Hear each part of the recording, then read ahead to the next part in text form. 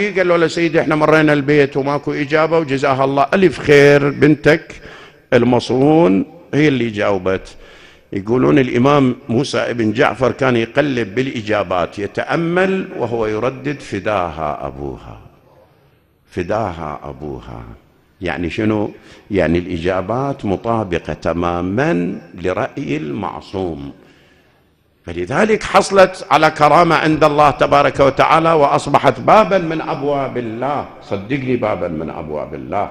يعني هاي نحن البارحة الوقت ترى أخذنا ركض، يعني ما لحقنا على التغطية لحياتها. السيد المرعشي من صلى 30-40 ثلاثاء بالسهلة ويريد الإمام الحجة ويسأل على قبر الزهراء، ترى شافه الإمام. شو تريد؟ قال له أريد قبر السيدة فاطمة الزهراء سلام الله بنفسي أريد أوقف في قبرها. قال عليك بقبر كريمة أهل البيت، ترى هذا الاسم للإمام